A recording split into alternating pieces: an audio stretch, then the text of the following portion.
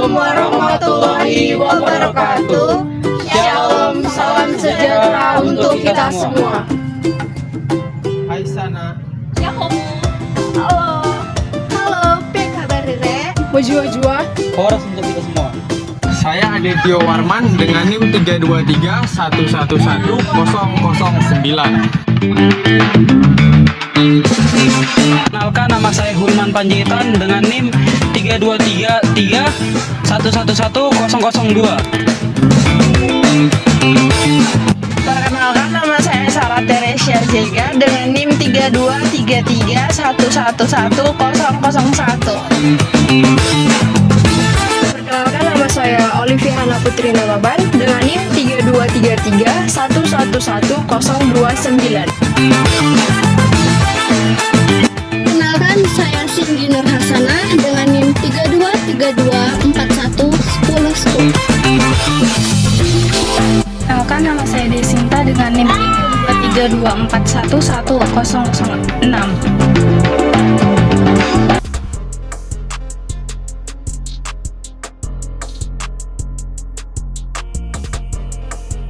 Kami dari kelompok 3. Dan yang kedua itu adalah penebangan liar. Ada beberapa kasus kontemporer yang kami dapat. Nah, Yang untuk pertama, isu pembelian. selanjutnya yaitu adalah pembegalan.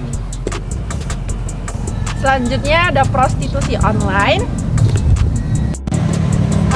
Yang pembuangan sampah sembarangan. Kasus yang terakhir itu adalah judi online. Dan kami kelompok 3 berfokus pada kasus pembulian.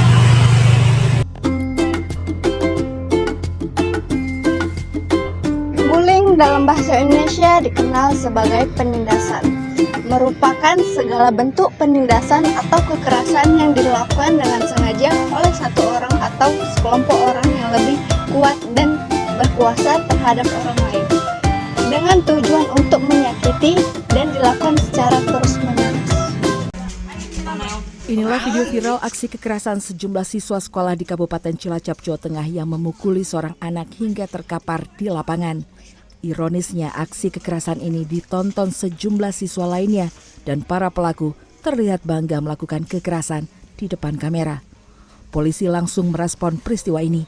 Dan pada Selasa malam, 5 pelajar yang diduga pelaku penganiayaan ditangkap dan nyaris diamuk warga yang kesal dengan ulahnya. Kesalahannya ini saling ada salah satu siswa yang tidak menjadi bagian kelompok tersebut mengaku yang bersangkutan sebagai anggota kelompok tersebut, sehingga yang kita amankan ini adalah ketuanya sekaligus dia operator dalam kelompok tersebut. Maraknya kasus bullying atau tindak penindasan yang terjadi video di perundungan lingkungan atau pendidikan bullying. seperti Kita langsung ke informasi pertama, saudara. Video bullying atau perundungan yang dilakukan oleh sejumlah remaja di Bawah. Kita sudah terhubung dengan Kapolresta Cilacap yaitu Kombes Franky Adi Sugiharto. Selamat malam Pak Franky. Selamat malam. Perundungan di sekolah adalah jenis bullying yang terjadi di sekolah sehubungan dengan pendidikan yang berulang paling terjadi dan seringkali selama periode waktu yang panjang dan menyebabkan kerusakan permanen pada korban. Perundungan dapat dilakukan secara fisik, verbal, dan emosional.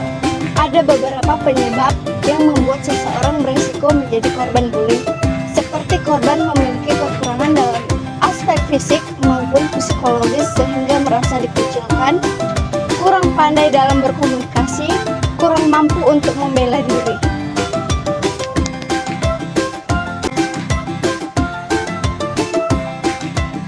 Faktor-faktor yang menyebabkan terjadinya pembulian ada dua, yaitu yang pertama faktor dari dalam diri individu itu sendiri. Jadi contohnya, anak yang memiliki sikap introvert akan selalu menjadi korban bully dibandingkan dengan anak yang memiliki sikap ekstrovert. Jadi anak-anak yang bersikap pendiam seperti pemalu seperti itu akan cenderung menjadi korban dari pembulian teman-temannya. Selanjutnya ada faktor dari lingkungan teman sebaya di sekolah. Seperti yang kita ketahui,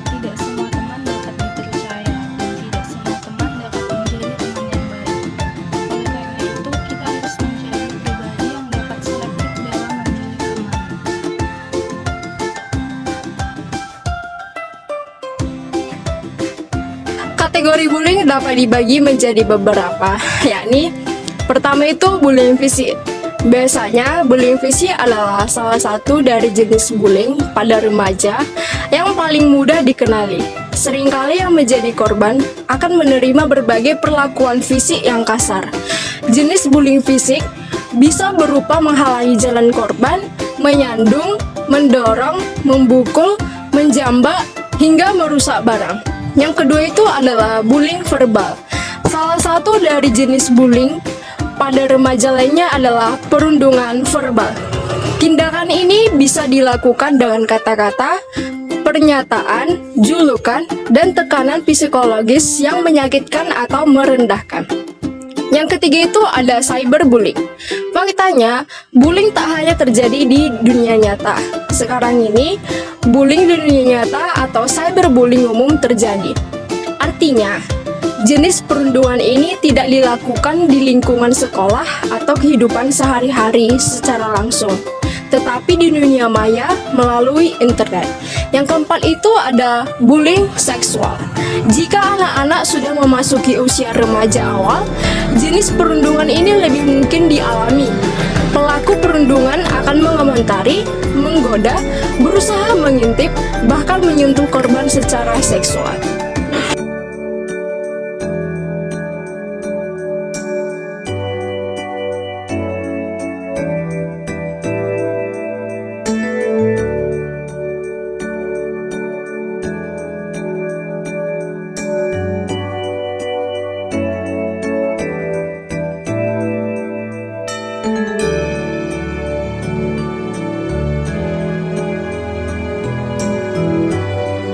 Perilaku bullying di kalangan remaja semakin meningkat. Di zaman digital, bullying tidak hanya terjadi di sekolah, tapi juga terjadi di dunia online. Terkadang tanpa disadari, mungkin kitalah pelaku bullying tersebut. Coba deh kamu ingat-ingat lagi. Pernah nggak kamu merasa senang mengejek kekurangan orang lain? Atau senang memanfaatkan orang lain untuk keuntunganmu sendiri?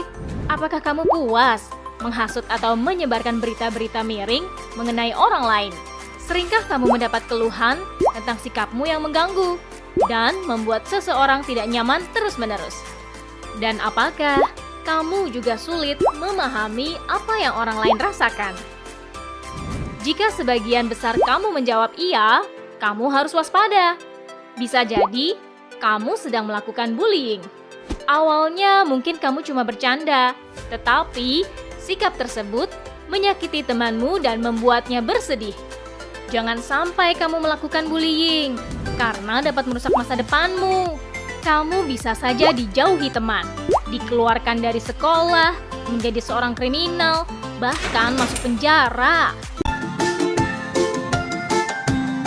Pelaku bullying terjerat dalam pasal 310 dan pasal 311 KUHP tentang perundungan, yang mana jikalau perbuatan tersebut dilakukan di muka umum, maka ancaman pidana penjara paling lama 1 tahun 4 bulan.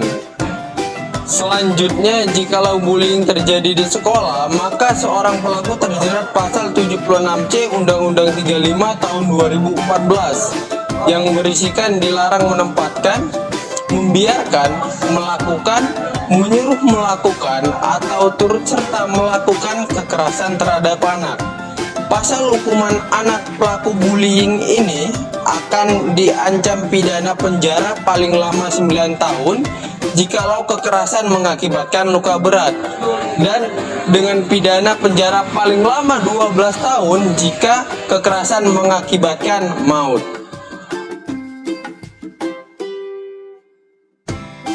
Di sini saya akan menjelaskan akibat dari perbuatan bully.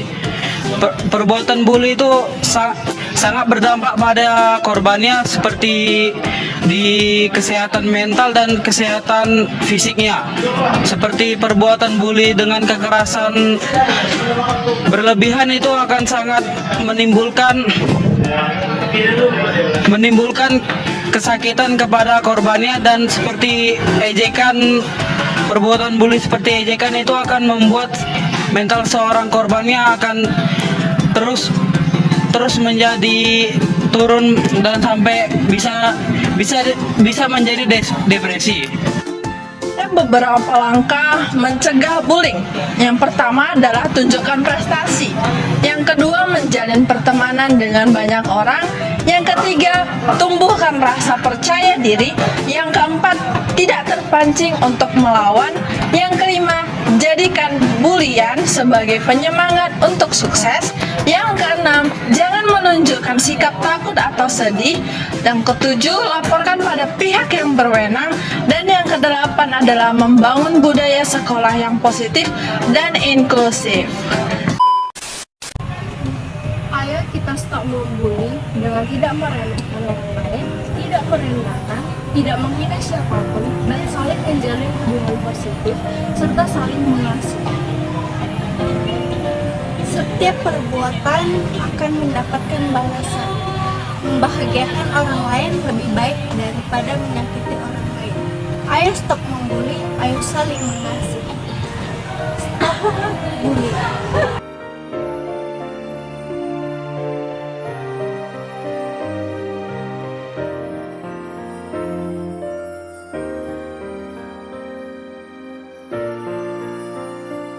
Di pinggir danau duduk santai, cakep. Melihat ada bunga lili, cakep. Kita harus saling menghargai, jangan malah saling membuli. Burung irian, burung cendrawasih, cukup sekian dan terima kasih. Bye.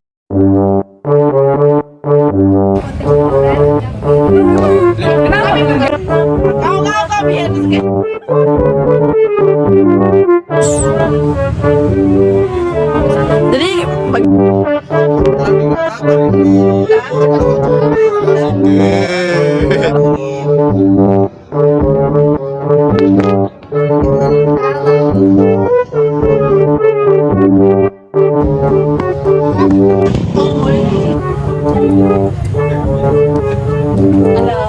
Bapak. 1,